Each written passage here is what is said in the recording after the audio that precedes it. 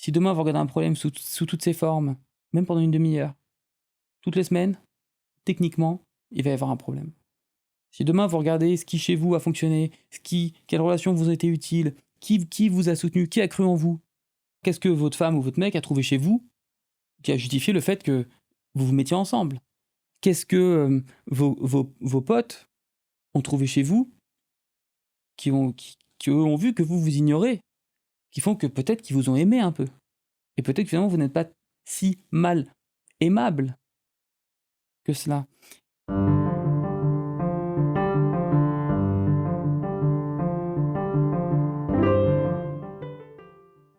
Quand on parle de santé mentale, de souffrance, d'anxiété, voire de dépression, mais aussi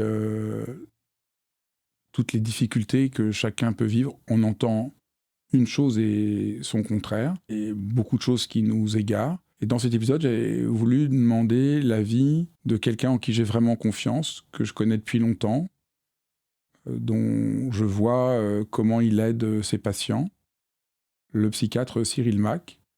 Vous le connaissez pas, j'aime beaucoup inviter sur ma chaîne des gens qu'on ne connaît pas publiquement parce que leur vie est consacrée à prendre soin de leurs patients, de les aider. Et dans cet épisode, vous allez voir le regard d'un vrai soignant qui est confronté à la souffrance. Vous allez voir, j'espère que ça va vous faire autant de bien que ça m'en fait à moi chaque fois que je lui parle. Je suis Fabrice Midal, philosophe, auteur de très nombreux livres, dont le tout dernier, Empêcher que le monde ne se défasse, 19 leçons de résistance. Vous êtes sur Dialogue et vous allez voir, c'est passionnant. Bonjour Cyril. Bonjour. J'avais très envie de te recevoir pour qu'on puisse parler de la souffrance. Plein de gens sont angoissés, ont des problèmes. Et souvent, par rapport à tout cet ensemble qu'on appelle la souffrance psychique, on voit un peu des conseils de bien-être un peu partout. Et j'avais envie d'avoir le regard d'un psychiatre, surtout de quelqu'un qui est tous les jours confronté pour de bon à la souffrance, avoir un regard comme ça un peu éclairé. C'est un peu comme moi, si quand je suis un peu malade, je vais voir le médecin, il me dit ce que j'ai, il remet les choses en perspective et je trouve que c'est déjà souvent aidant.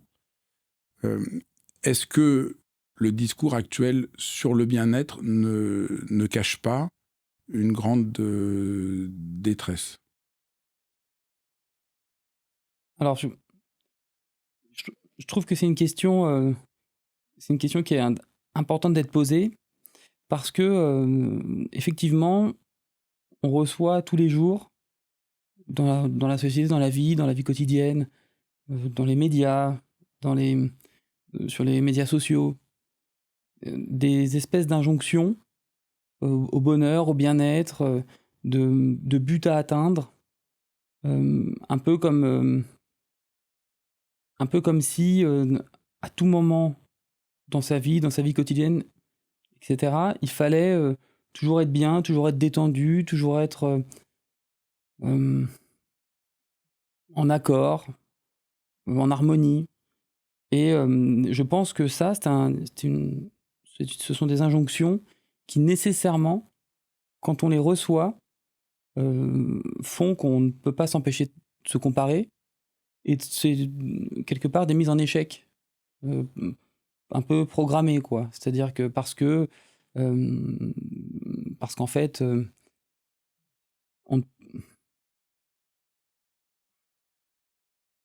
ne peut pas au quotidien viser à un état d'équilibre parfait en permanence. Et qu'on est atteint par les événements de la vie. Et parce qu'on est atteint par les événements de la vie, de notre vie, de la vie qui nous entoure, et en fait aussi de la vie plus au loin. Et puis si c'est pas plus au loin, c'est encore plus loin, etc., etc. Et ça, je trouve que on a une espèce de double message qui nous arrive, d'injonction au bien-être, et en face de cela, de malheur permanent, puisque dans les journaux, à la télé, eh bien, ou sur Internet, eh bien, on est confronté en permanence au malheur du monde, en permanence. Et qu'est-ce que ça crée pour les gens que tu vois chez toi ?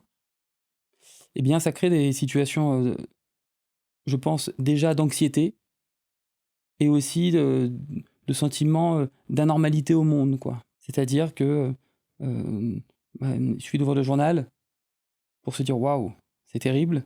Et puis ensuite, il suffit d'ouvrir, je sais pas, les réseaux sociaux pour avoir l'impression que Tout le monde va finalement. bien sauf nous. Exactement, Nous, on est atteints et les autres ont l'air d'avoir une vie heureuse. exactement. Et donc, du coup, ce discours général autour du bien-être renforce mon angoisse et ma souffrance et me donne pas les moyens de pouvoir travailler avec. Exactement, parce qu'on ne peut pas ne pas être touché par la souffrance qui nous entoure, de près ou de loin, et en même temps, et par nos souffrances même quotidiennes, hein, dans la vie, c'est pas toujours évident, au travail, dans les relations familiales, dans les relations amicales, et, euh, et en même temps, une espèce de discours d'auto-bien-être qu'on devrait trouver, qui serait potentiellement à atteindre, et qui nécessairement crée une dichotomie et de la souffrance.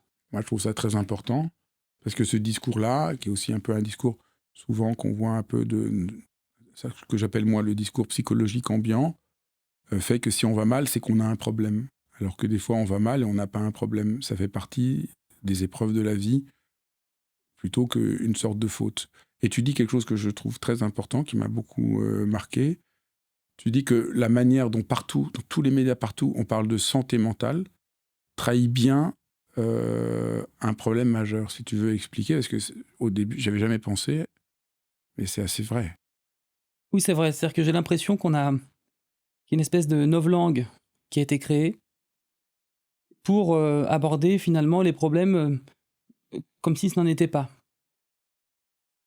Ça parle notamment de la santé mentale au sens large, puisque, et même moi parfois j'en parle sous forme de santé mentale, mais la santé mentale en réalité, c'est la maladie mentale. C'est-à-dire que quand on parle de la santé mentale, souvent c'est qu'on est déjà dans, au pied, à la porte de la maladie mentale, mais c'est la même chose. Je me faisais la réflexion pour quand on n'a pas d'emploi et qu'on cherche un emploi, on va chez France Travail. Quand on est malade, quand on se sent pas bien au travail, qu'on va consulter les médecins du travail, mais on va dans le service de santé au travail, plutôt que de maladie au travail. Quand... enfin, il y en a plein, des comme ça. Et en fait, je trouve qu'il y a une espèce de déformation, de mal nommer les choses, de ne plus nommer les choses. Et ça crée aussi une espèce de, pareil, d'injonction. Où, par exemple, un plan de sauvegarde de l'emploi. Plan de sauvegarde de l'emploi, finalement, ben, on va virer des gens. Ils vont partir d'une manière ou d'une autre. Et finalement, on appelle ça un plan de sauvegarde. Alors que c'est un plan de licenciement. Alors que c'est un plan de licenciement. Oui, oui, ça c'est... Et moi, je trouve que de nommer les choses à l'inverse de ce qu'elles sont, je pense que c'est pourvoyeur aussi d'espèces de conflits psychiques quand on vit ça, et de souffrance. Sur la santé mentale, je trouve que c'est une idée très forte. Parce que c'est vrai que si on remplace... Moi, depuis que je t'ai entendu parler de ça, chaque fois que dans les médias, je vois le mot santé mentale, je remplace dans ma tête par maladie mentale. Et évidemment, on voit, ça change tout. C'est-à-dire que les gens sont en train de souffrir, on ne leur parle pas de santé mentale. On essaye de comprendre leur souffrance et de les aider. Par exemple, j'ai vu un patient hier qui avait traversé une dépression parce qu'au travail, on lui avait été arrivé un nouveau chef, un nouveau supérieur, avec qui ça se passait pas très bien. Et qui lui demandait des objectifs intenables, qui lui demandait, qui lui faisait quasiment des injonctions paradoxales. Il lui disait de faire à gauche, alors qu'après il lui disait mais pourquoi t'as pas fait à droite, enfin des choses comme ça. Et en fait, ça a créé chez ce patient, au bout d'un moment, à force d'épuisement psychique, de compréhension, d'anxiété, et tous ces symptômes qui petit à petit se sont accumulés, ça a créé un véritable état dépressif, quoi. Et finalement, il a été consulté au service de médecine du travail, donc à la santé au travail. Et c'est finalement pour une visite de routine, hein, pour une visite de contrôle comme ça. Et c'est le médecin du travail qui a été interpellé par son état, qui l'a envoyé voir son médecin traitant, qui l'a arrêté, qui a mis en place un traitement, par exemple, enfin, un traitement antidépresseur. Et en fait, moi, j'ai reçu ce patient dans la foulée parce que ça fonctionnait pas très bien, parce que le médecin traitant avait du mal à l'équilibrer. Donc, il a demandé un avis au psychiatre. Et en fait, le simple fait de dire à ce patient qui est venu me voir, que finalement ce qu'il avait, c'était de la souffrance au travail, c'était de la maladie qui était survenue comme facteur principal, avec comme facteur principal du stress et des stresseurs au travail, et qu'en fait c'était la maladie au travail, et bien du coup ça l'a apaisé, et il s'est senti finalement aligné parce que on lui envoyait des injonctions de faut tenir, c'est ton boulot, etc. Donc là, il commençait à comprendre, il remettait du sens dans ce qui lui arrivait au fond. Parce qu'à force de dire santé au travail, donc il faut toujours être encore plus performant, donc je ne devrais pas sentir ce que je sens. Exactement. Et en ayant dans cet espace, dans le cabinet, où tu remets des mots vrais sur ce qui se passe, que sa souffrance soit reconnue comme ayant une certaine légitimité. Exactement. Le simple fait même que ce soit le médecin du travail qui lui dise qu'il souffrait, ça a déjà été un alors changement. qu'il allait dans un service de santé au travail de contrôle de routine, ça a été pour lui déjà un pas important. Le fait de mettre ça, il s'en était pas forcément rendu compte.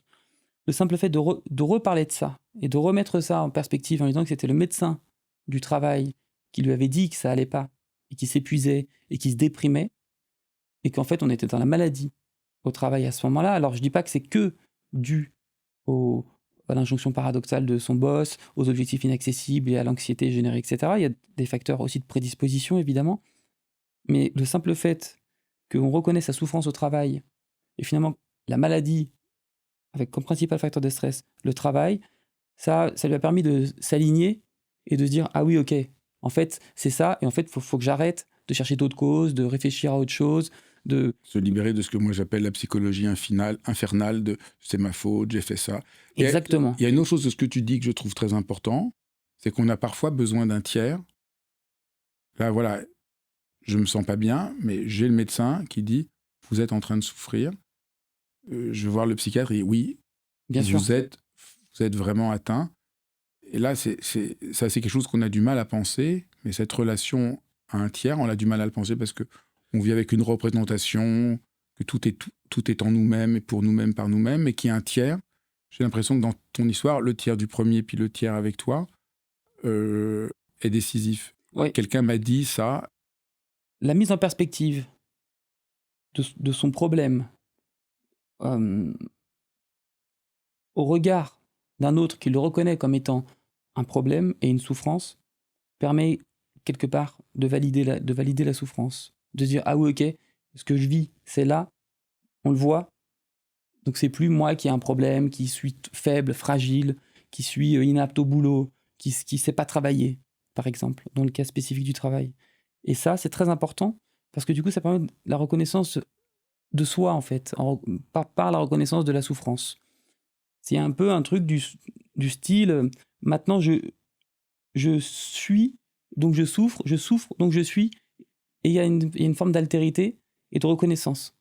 Et ça je crois que c'est très important aussi. D'ailleurs quand aux patients on leur dit ça, qu'il y a une souffrance, qu'elle est là, que c'est ok de souffrir dans ce contexte-là, probablement que d'autres auraient souffert aussi, etc., etc. Tout de suite on sent que ça apaise.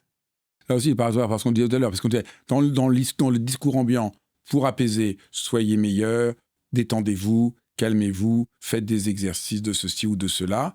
Et en fait, non. Le paradoxe, c'est oui, vous souffrez, il y a des raisons pourquoi vous souffrez, et à partir de là, on va pouvoir vous aider.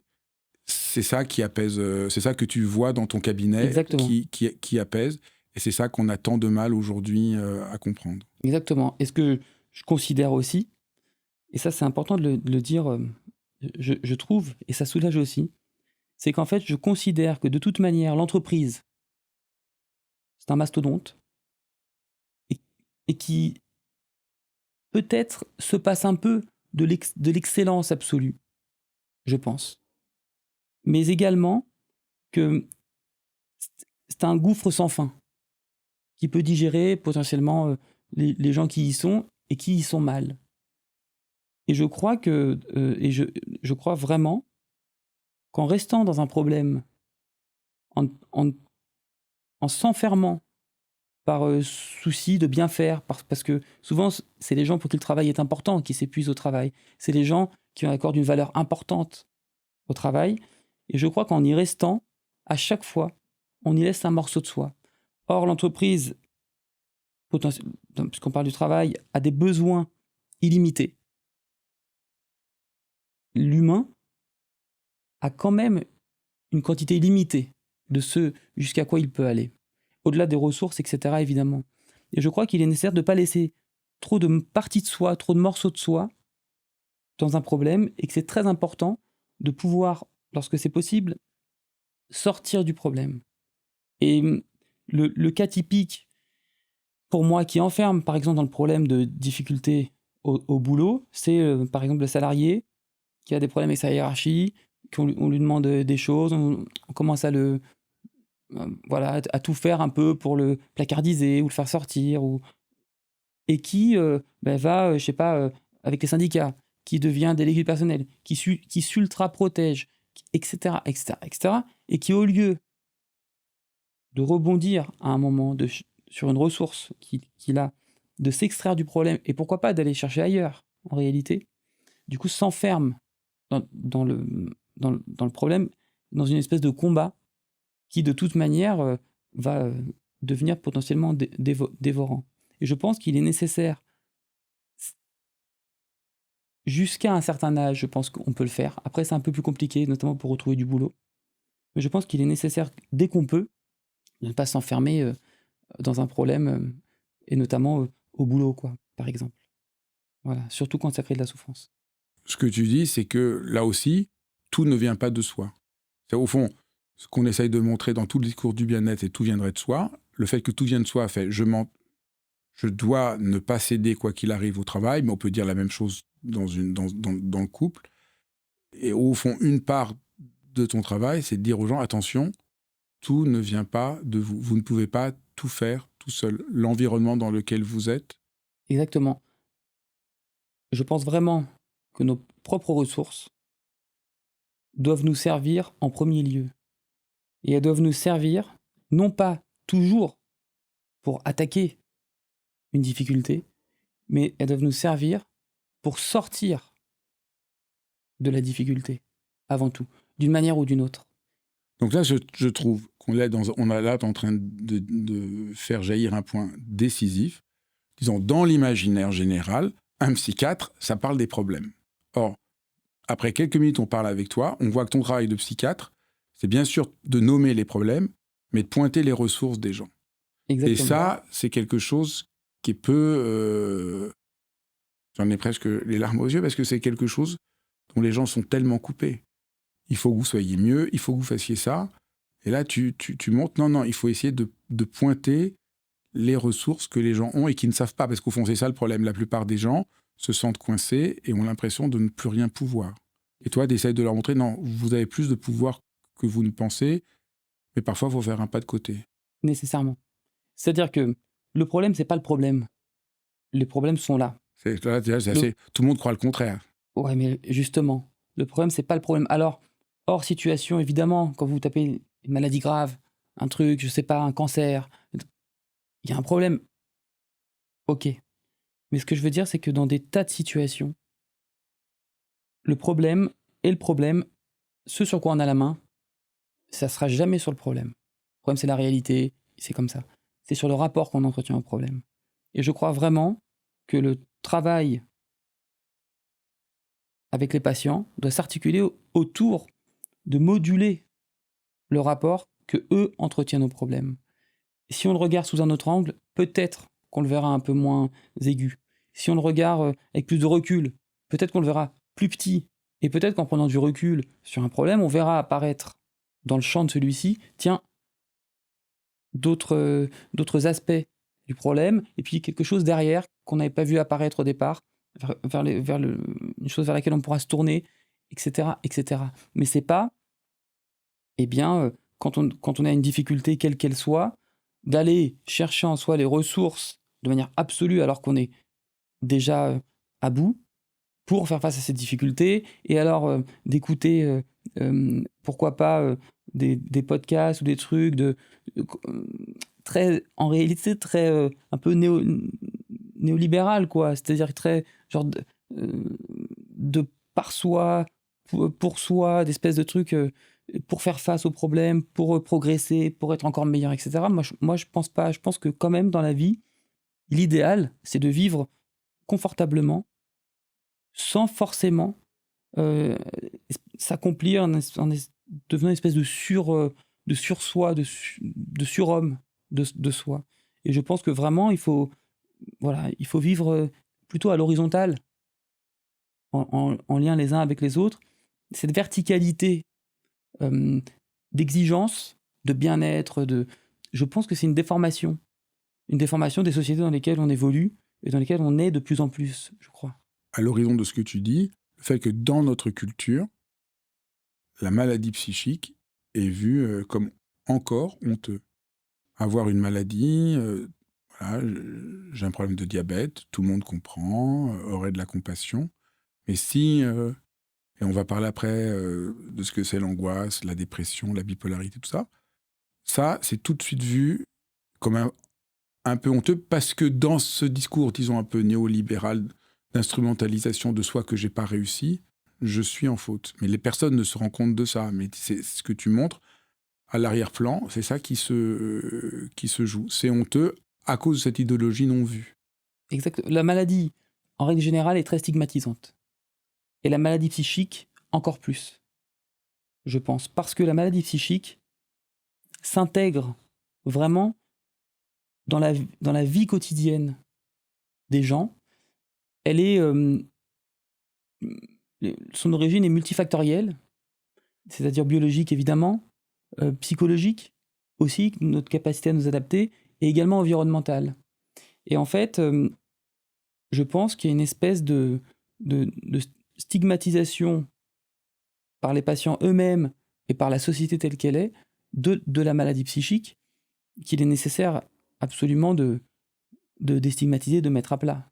Et en fait, je crois que les gens arrivent moins aux soins psychiques, psychiatriques, parce que précisément il y a cette stigmatisation et il y a cette idée qu'ils pourraient y arriver par eux-mêmes tout seuls. Et oui, ça c'est très frappant. Pour beaucoup de gens, si j'ai besoin d'aide, c'est que je suis faible. Si j'étais fort, je devrais y arriver par moi-même. Si je veux voir un psychiatre, c'est que je suis fou. Ou que je suis faible, ou que je ne veux pas y arriver tout seul. Exactement. Et c'est pas vrai. Ben non. Pourquoi ? Parce que c'est premier.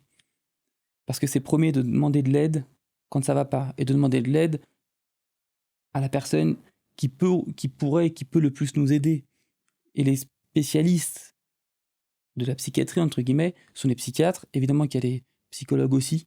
Évidemment qu'il y a aussi les infirmiers psychiatriques. Ça aide aussi. Mais évidemment qu'il faut demander de l'aide. Parce que je sais pas, si on a de l'hypertension, c'est très bien, hein, mais mieux vaut demander de l'aide à un cardiologue ou à un médecin généraliste. On a beaucoup de mal à accepter cette idée. On a beaucoup de mal à accepter cette idée parce qu'il y a un peu de honte là-dedans. C'est-à-dire que dans l'histoire, pendant longtemps, les hôpitaux psychiatriques étaient des asiles. Ça porte en soi un poids lourd de sens, l'asile. Moi, quand j'étais enfant, c'était très drôle parce que quand, je sais pas, je faisais des bêtises, trucs comme ça, j'avais quelqu'un de ma famille qui me disait oh là là, je vais t'envoyer à Sainte-Anne. Ouais, et en fait, c'était drôle parce que à un moment, j'ai été à Sainte-Anne, mais pour d'autres raisons. Et je lui ai dit. Ouais, tu l'as dit ? Bah oui, je lui ai dit tout simplement, quand tu me disais ça, tu vas finir à Sainte-Anne, etc. Il y a une stigmatisation, mais en fait qui est commune. Et pourquoi il disait que tu devrais aller à Sainte-Anne ? Parce que, je sais pas, j'étais un peu agité, truc d'enfant, d'ado, quoi. Et en fait, il y a ce côté stigmatisant, malgré soi, qui fait que c'est ancré dans l'esprit des gens. C'est ancré dans l'esprit des gens. Et puis, il y a un sentiment de faiblesse perçu, je pense, au regard aussi, encore une fois, des injonctions de la santé, de trucs, et ça, je pense que ça en rajoute une couche. Et au-delà même des difficultés d'accès aux soins, parce qu'il n'y a pas beaucoup de psychiatres, parce qu'il n'y a pas beaucoup de pédopsychiatres, au-delà même de cela, ça rajoute une couche. Je pense notamment à un patient que j'ai vu il y a pas longtemps, en consultation, et qui vient parce qu'en fait, il avait un trouble anxieux généralisé. Et il faisait aussi des attaques de panique. Et il vivait un peu comme ça en permanence, avec une espèce de déréalisation et de dépersonnalisation. C'est-à-dire qu'il a l'impression d'être plus tout à fait dans son corps, et plus tout à fait que l'environnement était réel, quoi, un peu. Et en fait, ça a duré. Ça a duré, ça a duré. Il a vécu comme ça. Et donc, comme il avait de plus en plus de mal à supporter, il sortait moins de chez lui, il restait plus enfermé, il s'exposait moins, il voyait moins ses potes, etc., etc. Et puis au bout d'un moment, dans ses amis, il avait un ami médecin qui lui a dit: écoute, je pense que là, ce que tu vis, c'est pas normal. C'est une maladie, c'est pas juste le stress de la vie quotidienne, c'est pas juste le monde, c'est pas juste tes problèmes. Je pense que t'as une maladie qui s'installe. Et il m'a écrit, je l'ai vu, et effectivement, en le recevant, quand je lui ai dit: «Ben, en fait, ce que vous avez, ça s'appelle un trouble anxieux généralisé, ça fait tant de temps que ça évolue, il y a ça comme symptôme. Attendez, me dites pas, vous avez ça aussi? Ah oui, j'ai ça». Et il y a cette reconnaissance précisément de ce qu'il vivait comme étant une souffrance identifiée, bien connue, etc. En soi, ça l'a soulagé. Parce qu'il s'est dit: «Mais en fait, c'est pas bizarre, quoi, ce que je vis. Je suis pas seul à vivre ça». Et effectivement, il y a beaucoup de troubles anxieux. Et le simple fait d'être reconnu dans sa souffrance comme une souffrance réelle, existante, qui porte un nom, qui n'est pas un truc mystique ou je ne sais quoi, ça l'a soulagé. Et ça permet, et je pense que ça c'est très important aussi, parce que de nommer les choses, ça permet, notamment quand après on prescrit un traitement, de dire: ok, vous avez ça, le traitement de ça, c'est ça, vous allez le prendre pendant tant de temps, etc., etc., etc. Et ça permet de faire entrer finalement les gens dans un processus de soins, de normaliser leur souffrance. Parce que sinon, le problème de l'hypertension, on considérera jamais qu'on doit y arriver dans sa tête, à l'équilibrer. Le diabète également. On dira jamais: mais c'est dans ta tête, truc, machin, travail, redescend au fond de toi, l'enfance, ce truc. Non. En psychiatrie, souvent, les gens se disent: mais il y a un truc qui doit remonter à là, à là, à là. Et ils sont là et ils s'enferment, en fait, dans le problème, en essayant de trouver des solutions. Euh, je sais pas, ça va jusqu'à l'accouchement, et puis encore avant dans leur histoire. Ils cherchent. Le simple fait de reconnaître en disant: ça c'est connu, ça c'est ça, ça c'est ça, il y a des dérèglements biologiques à tel endroit, la psychologisation de tout. Non, on va vous soulager. Et il y a des traitements qui sont pas, qui sont une première marche pour aller mieux, prendre du recul, pour pouvoir mettre en place des choses. Ça, globalement, ça soulage les gens.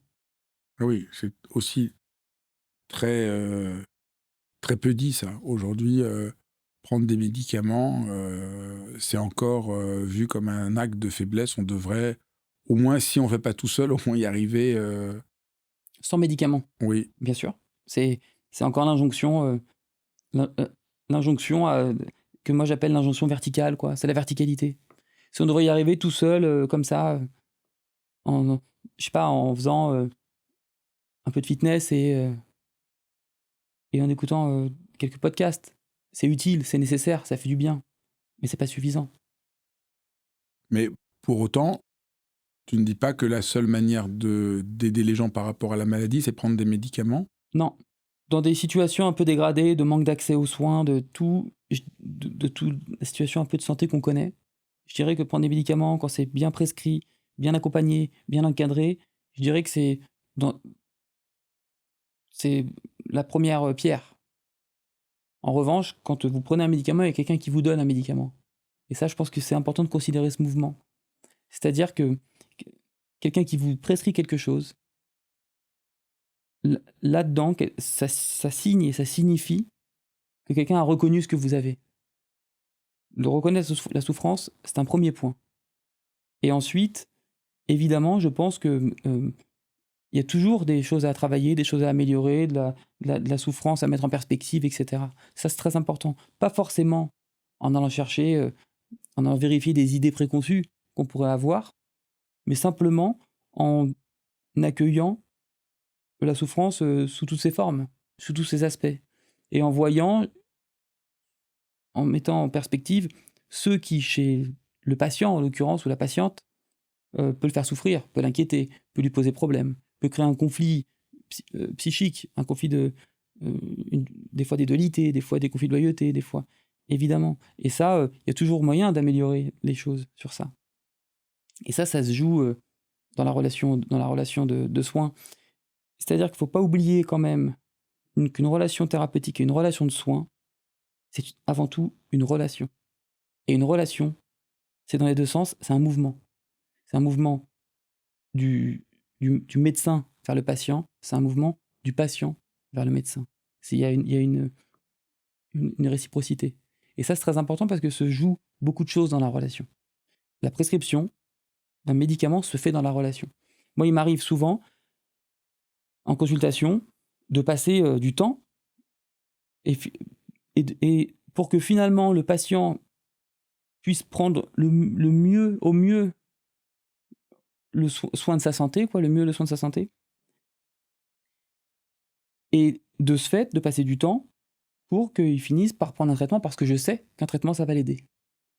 Et ça c'est très important. C'est pas qu'on est obsédé par les médicaments, c'est que dans l'idée, quand les gens souffrent, on a envie de les aider puisqu'on les a avec nous. Et on peut passer du temps à faire, ne serait-ce qu'accepter un traitement, en expliquant, en rassurant, en expliquant qu'il n'y aura pas de dépendance, il n'y aura pas de ci, il n'y aura pas de ça, et qu'à la fin, il y a une durée, à la fin, on va l'arrêter. Et ça, c'est très important.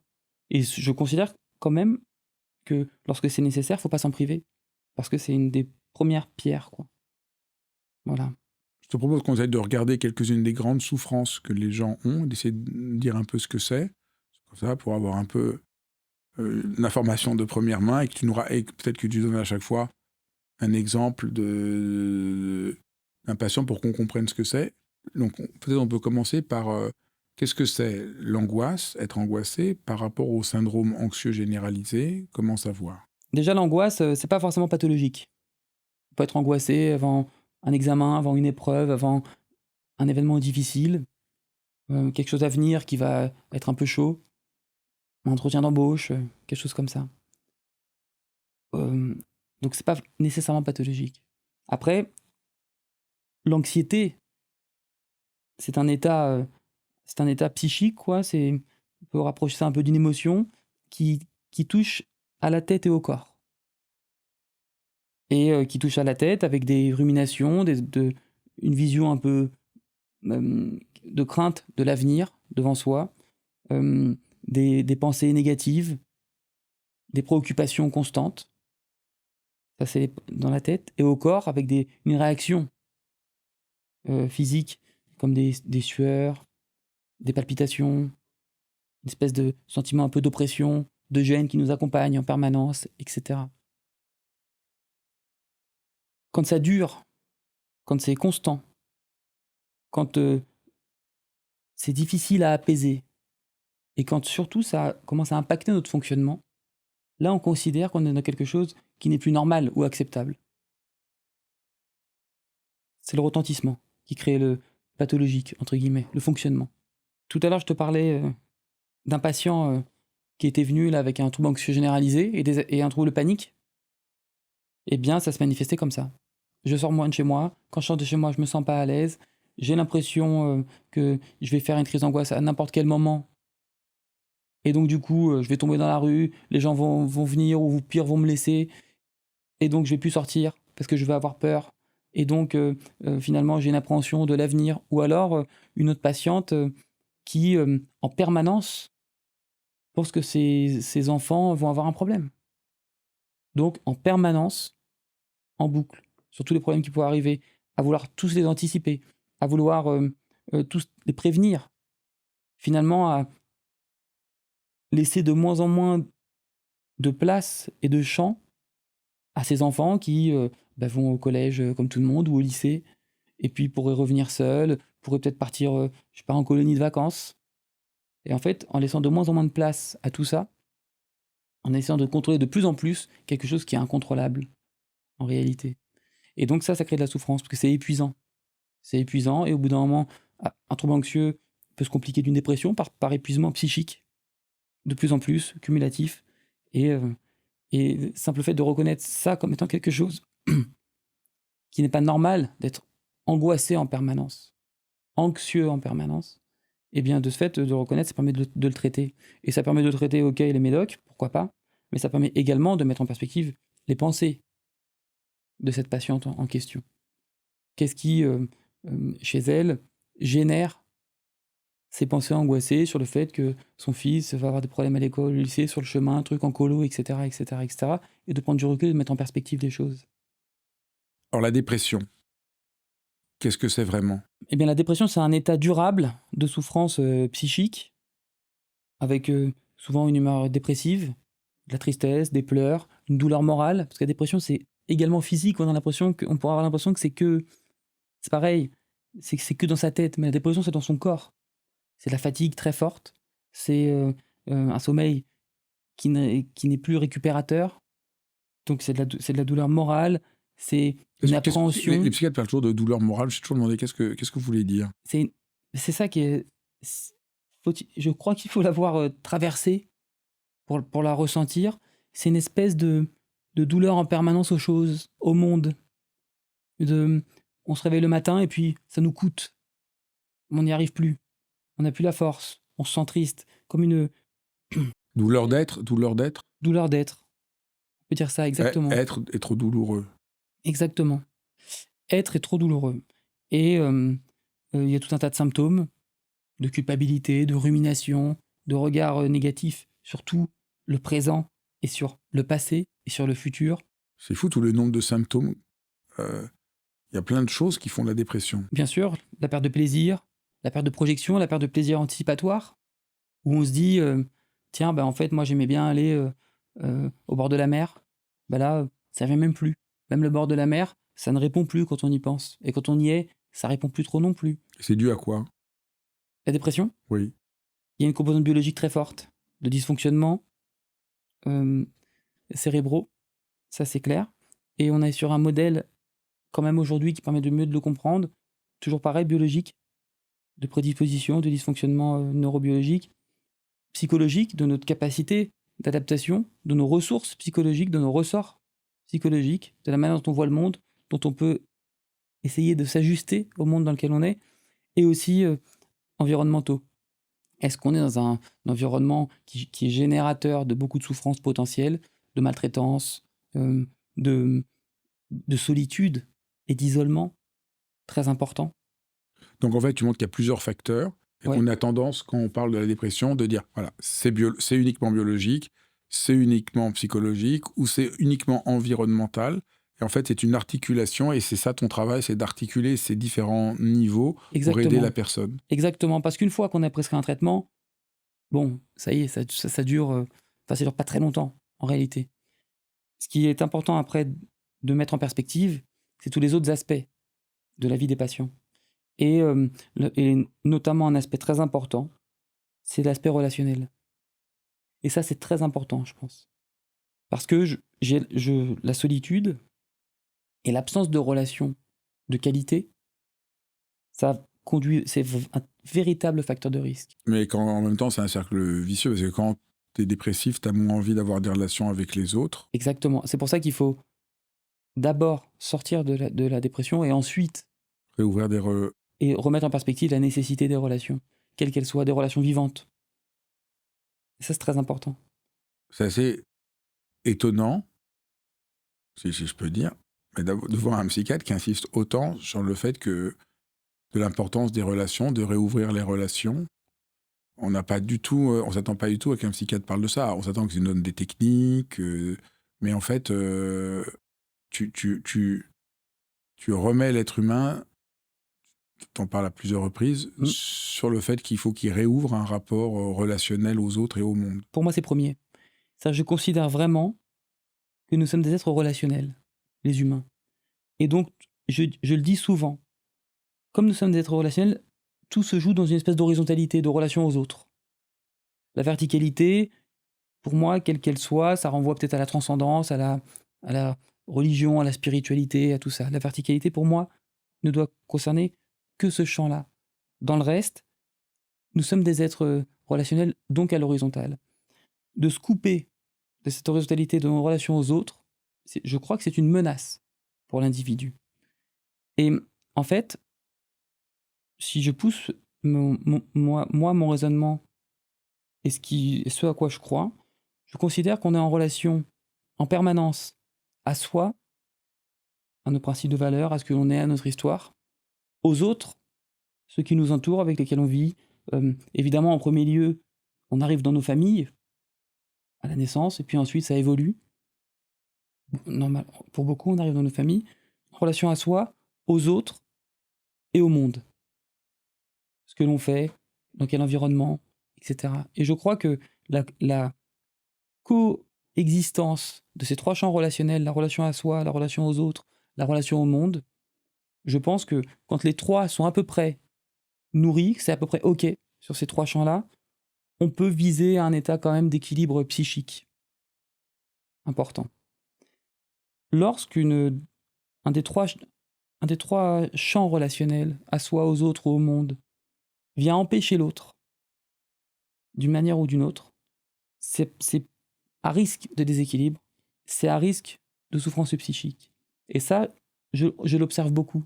C'est par exemple un patient ou une patiente qui vient, alors c'est facile, hein, c'est-à-dire que la relation au monde, c'est la relation à ce que l'on fait, qui de ce fait a des problèmes dans son boulot, qui ça correspond plus à ses valeurs personnelles, à ce qu'il est. Ça crée un conflit. C'est le couple qui, je sais pas, l'homme ou la femme veut faire des choses, l'autre dans son couple lui dit si tu fais ça, c'est pas possible. Tu peux pas faire ça, tu peux pas être comme ci, tu peux pas être comme ça. Ça crée un conflit de valeurs à ce niveau-là. C'est-à-dire qu'on peut plus être en relation à soi en étant en relation aux autres.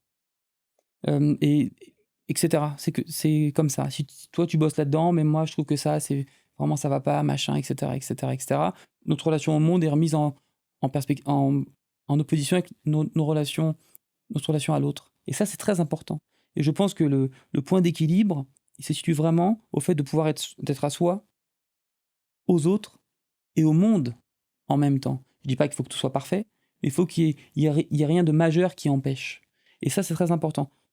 Et là-dedans, on peut ajouter une espèce d'autre champ, c'est-à-dire que c'est le niveau relationnel. Je crois qu'il nous faut des relations de haut niveau.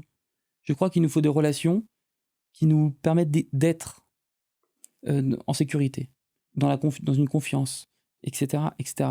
On parle souvent de la confiance en soi, et en fait, la confiance en soi, c'est très compliqué parce que les patients ont l'impression que la confiance en soi, c'est un truc qui va nous tomber dessus, qu'on va la trouver dans un bouquin, qu'on va la trouver, je sais pas, à la radio. C'est terrible. Pour moi, ça, c'est terrible. Je crois vraiment que la confiance en soi se joue dans la relation. La confiance en soi, c'est l'autre qui nous dit tu peux,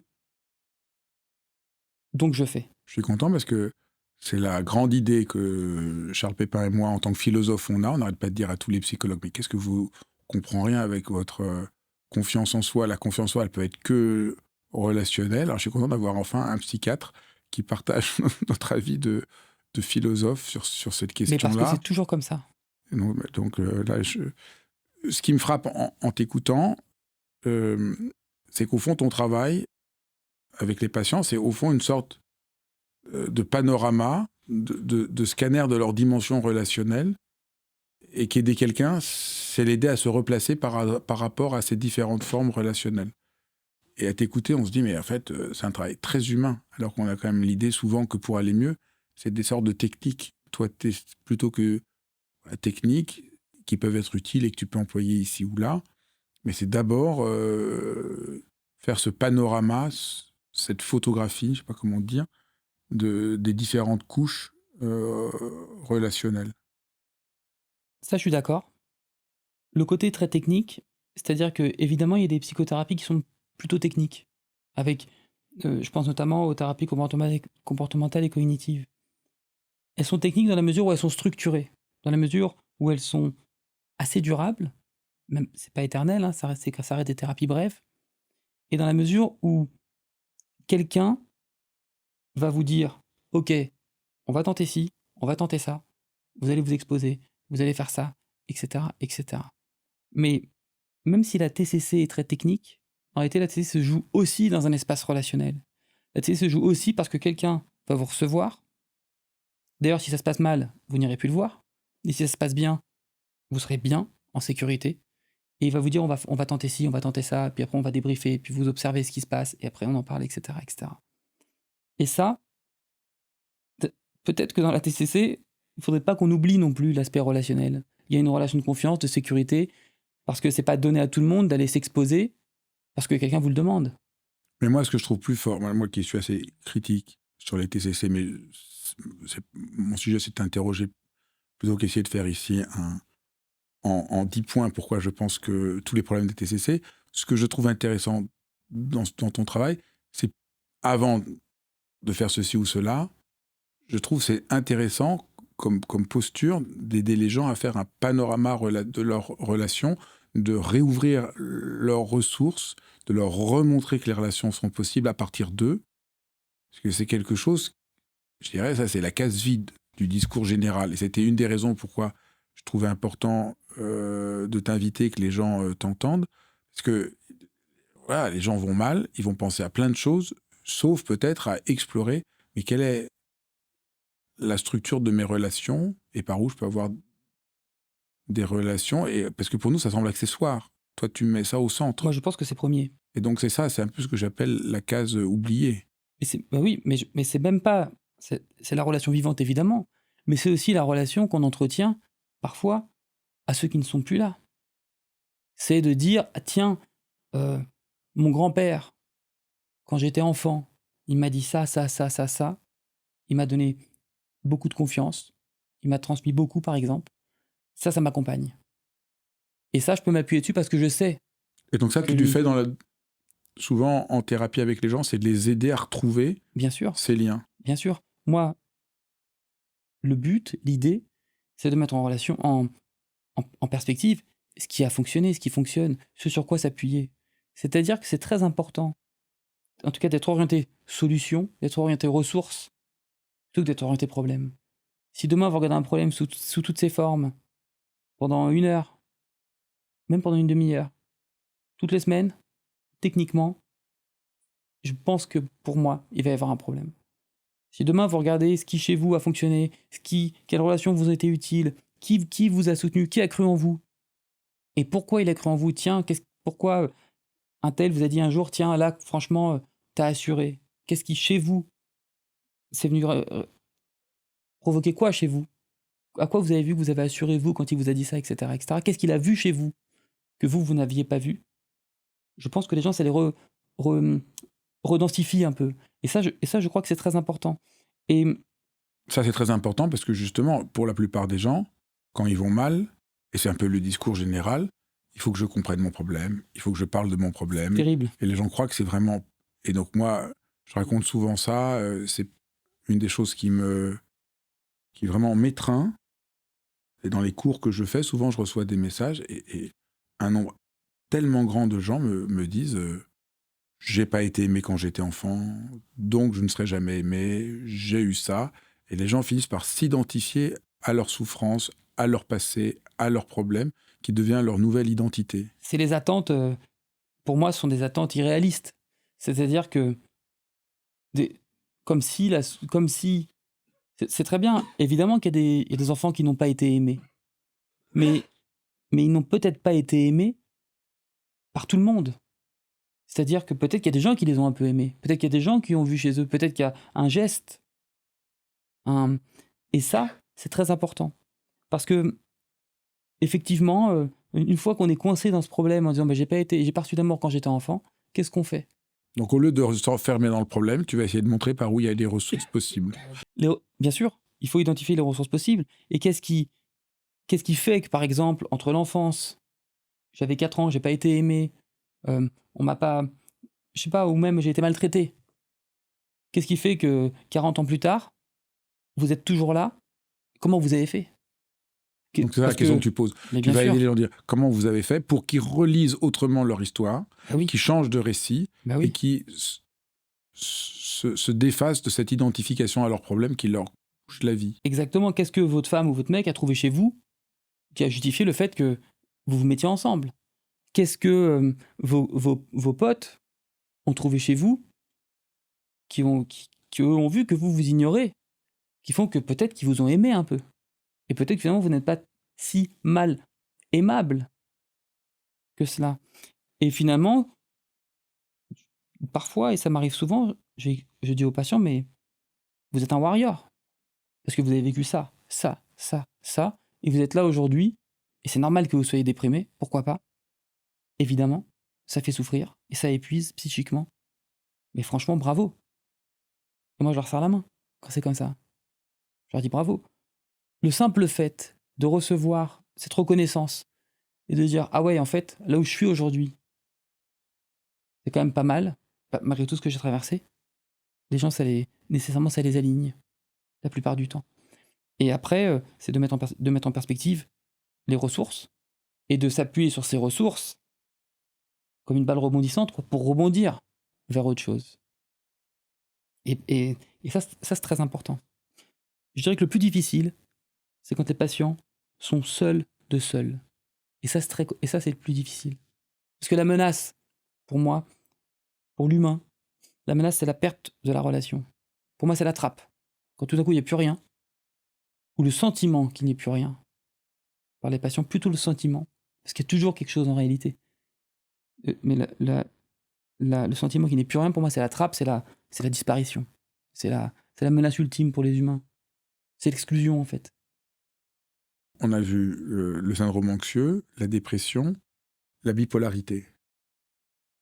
Bipolarité, c'est un trouble de l'humeur. Donc, c'est pas du tout la même chose que la dépression. Encore, il y a un peu de confusion. La dépression, c'est un trouble de l'humeur.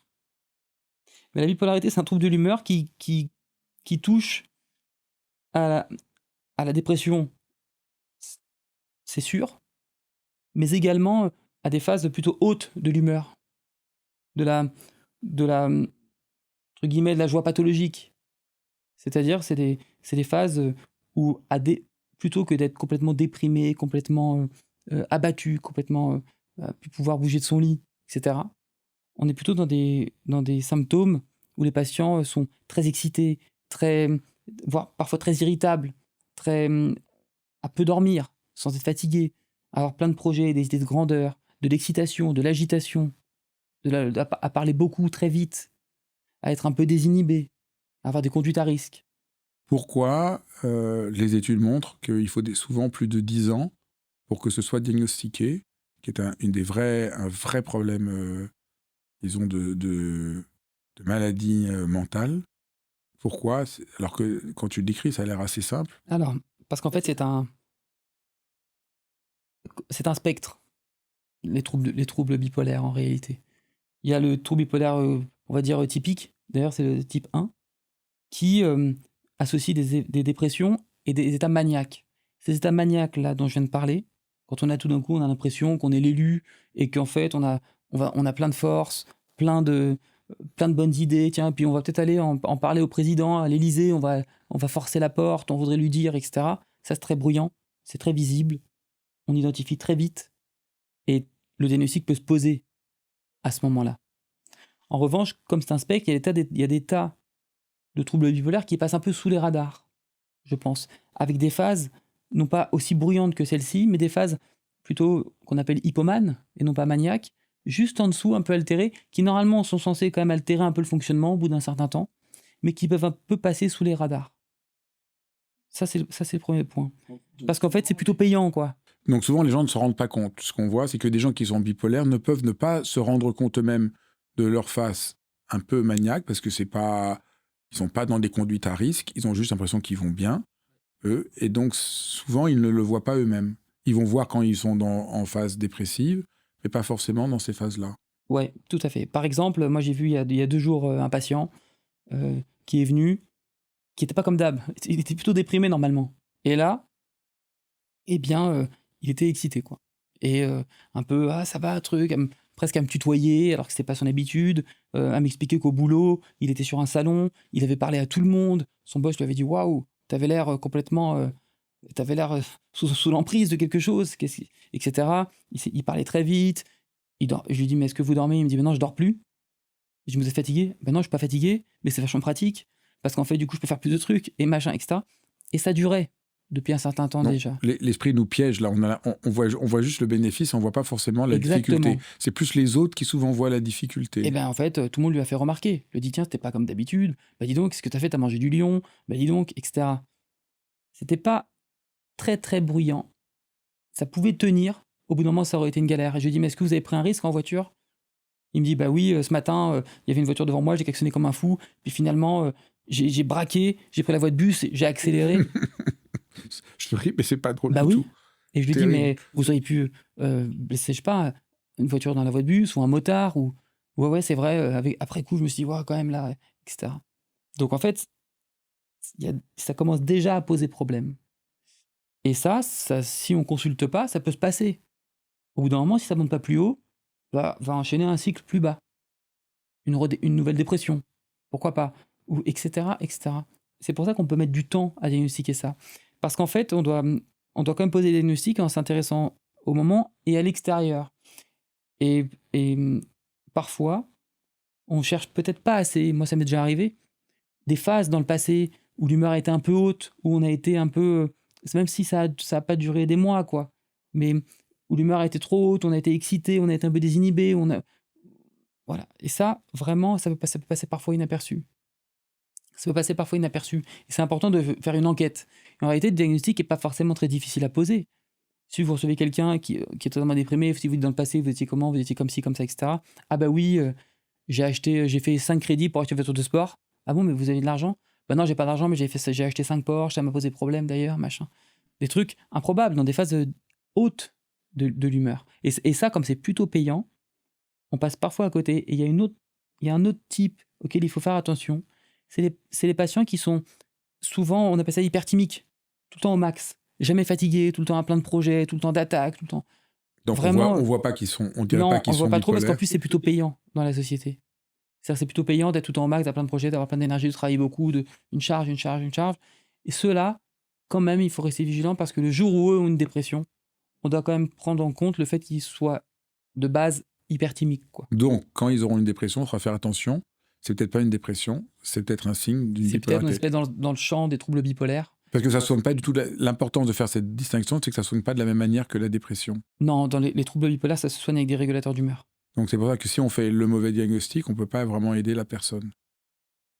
C'est le risque de mettre des antidépresseurs chez quelqu'un dont on ignore qu'il est bipolaire, c'est d'activer les cycles d'humeur et de le faire chauffer, puis après ça va redescendre, etc. Et du coup, c'est un enfer parce que c'est des hauts, des bas, des hauts, des bas. Pourquoi on a tant de mal à soigner certaines dépressions et certaines bipolarités? Parce que il y a beaucoup de situations où on n'arrive pas à soigner et on commence à en parler un peu plus aujourd'hui. Alors, je pense qu'on a du mal à soigner certaines dépressions parce que, d'une part, parce qu'il n'y a pas assez de psychiatres et d'accès aux psychiatres. Ça, c'est un point important. Et que c'est pas vraiment une spécialité qui est beaucoup choisie, quoi. Déjà, ça, c'est un premier point.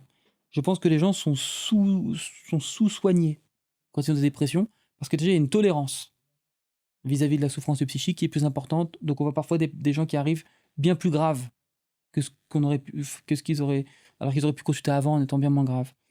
Et je pense parfois qu'il y a des situations particulières d'impasse un peu thérapeutique. On a essayé ça marche pas, ça marche pas, ça on a poussé, ça marche pas. Et puis aussi parce que il y a, par exemple, pour les dépressions très sévères, très résistantes, et bien du coup, on peut utiliser ce qu'on appelle l'électroconvulsivothérapie ou ce qu'on peut appeler ça électrochoc, et qu'en fait, par exemple, on n'a pas accès aussi facilement à ces techniques, ou la stimulation magnétique transcrânienne. Dans la dépression, on n'a pas trop accès à ça. Et donc, parfois, on peut se priver d'outils et d'éléments qui nous permettraient de soigner les patients parce qu'on n'a pas accès aussi. Je vois aussi souvent en consultation des patients qui viennent en disant « Je viens vous consulter parce que je souffre, mais vous devez voir des cas bien plus graves que moi. » Moi, je réponds à chaque fois. Je pense que c'est important que si les gens font la démarche de venir consulter, de demander de l'aide, c'est que la souffrance est légitime. Et ça, c'est très important de l'entendre. Et ça, c'est aussi un mouvement qu'on a de auto-disqualifier sa souffrance en disant que de toute manière, dans le monde, il y a des gens qui souffrent plus que nous, ailleurs, ou même autour de soi, et qu'on est presque illégitime à souffrir.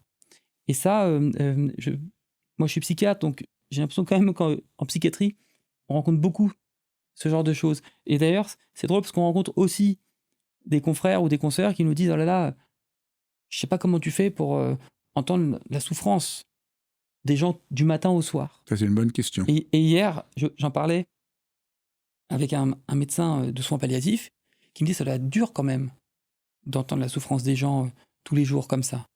Et moi, je lui ai dit: «Mais en fait, moi, c'est marrant que tu me dises ça». Je lui ai dit: «Parce que moi, je trouve que ça doit être dur, toi, ce que tu fais en soins palliatifs. Moi, je trouve qu'à côté, c'est c'est c'est pas dur, en fait». Et on est tombé d'accord sur le fait que, finalement, il fallait être à sa place dans ce que l'on faisait et de là où on soigne. Et je pense que ça a renvoyé parce que lui, il m'a dit: «Bah non, en fait, moi, ça va». Et en fait, ça renvoie plutôt au fait que c'est important d'être aligné avec soi dans ce que l'on fait. Et finalement, quand on a du sens à ce que l'on fait, il y a pas vraiment de difficulté. À quel moment il faut consulter? Parce que des fois, voilà, on se sent pas bien, on pense que ça va passer. Comment savoir? La question du normal et du pathologique en psychiatrie, elle se pose tout le temps, je pense. Bon, moi je dirais que il faut consulter à partir du moment où on fonctionne plus comme d'habitude. Il faut consulter à partir du moment où on a du mal à tenir le quotidien qu'on tenait habituellement sans effort et sans lutte. Je crois que là, il faut quand même ne pas hésiter à demander de l'aide. Si ça ne vient pas, si on ne le remarque pas, il faut aussi consulter quand son entourage qui nous connaît, nos proches, nous disent: «Tiens, je trouve que là, tu pas comme d'habitude, ça va pas. Tu devrais peut-être consulter, demander de l'aide». Il faut consulter à ces moments-là. La rupture de fonctionnement habituel et les proches qui nous disent qu'on n'est pas comme d'habitude. Je crois que ça, c'est important. Dernière question, qu'est-ce qui t'a donné, qu'est-ce qui a fait que tu prennes, le temps, l'engagement de te remettre sur les réseaux sociaux pour essayer d'apporter, un certain éclairage sur la maladie psychique? Parce que je voyais, souvent des patients qui avaient pas des infos qui me paraissaient parfois essentielles, faciles à donner et c'était juste, voilà, c'est pas des trucs très compliqués, mais je me suis dit: «Mais en fait, les gens, seraient probablement aidés si on leur disait qu'en fait, ben, un trouble bipolaire, c'est ci, une cyclothymie, c'est ça, les antidépresseurs, eh bien, on peut ressentir ça comme effet indésirable au départ, ça comme effet ensuite ça va mieux» et cetera. De faire de l'information un peu, facile, simple d'accès et accessible, mais qui répond à des questions en réalité qui reviennent très souvent. Par exemple, les gens pensent tout le temps que les antidépresseurs, ça rend dépendant, tout le temps. Et donc quand on leur dit: «Ben, voilà, je vous passe un antidépresseur», bon, ben, OK. Et puis qu'on leur explique comment ça fonctionne, combien de temps va falloir le prendre et cetera. Ils disent: «Mais attendez, moi je veux pas devenir dépendant. Je veux pas ne plus jamais me passer de ça». Et en fait, dans la grande majorité des cas, les antidépresseurs, on les arrête. Dans la grande majorité des cas, on les arrête. Les gens refusent par peur de devenir dépendants. Ils confondent, par exemple, les anxiolytiques et les antidépresseurs, le Xanax et le Prozac, et cetera. Ils vivent des choses, ils ont peut-être l'impression de les vivre dans leur coin, alors qu'en fait, c'est très fréquent. D'autres le vivent, et cetera, et cetera. Et c'est à force de constater tout ça, à force aussi de constater, d'être dans cette, d'être témoin des injonctions au bonheur permanentes qui, pour moi, jouent contre nous, que je me suis dit: «En fait, ça serait pas mal de tenter de faire des petites vidéos, pour apporter de l'information, quoi». Donc tous ceux qui nous écoutent, s'ils ont des questions, ils peuvent te les poser. Tu réponds aux questions, des gens sur tes réseaux. Alors je réponds parfois, en direct, mais ça prend quand même pas mal de temps, mais sinon je les lis, en tout Voilà, cas. je veux dire Je tout les ça. lis et ensuite, je me dis: «Tiens, ben ça me donne l'idée d'une vidéo que je pourrais faire, pour répondre». Parce que si cette personne se pose la question, c'est que probablement il y en a d'autres qui se la posent et qui aimeraient probablement avoir la réponse. Ah, merci beaucoup. Merci beaucoup. Beh, merci. Merci d'avoir suivi cet épisode de Dialogue. C'est vraiment un vrai merci parce que c'est vraiment précieux que vous ayez vu cet épisode jusqu'au bout, que ça vous parle, parce que je fais ça pour vous. Donc c'est vraiment un échange et je suis vraiment conscient aujourd'hui qu'autour de Dialogue, il y a véritablement une communauté de gens pour qui prendre soin du monde, prendre soin de soi, prendre soin des autres compte beaucoup. Et c'est vraiment merveilleux de voir qu'on est ainsi une communauté. Alors n'hésitez pas à partager, à liker. Ça a l'air de rien, mais c'est vraiment très important. Ça participe d'une sorte de contagion heureuse dont notre monde a bien besoin. Je vous embrasse et je vous dis encore une fois merci.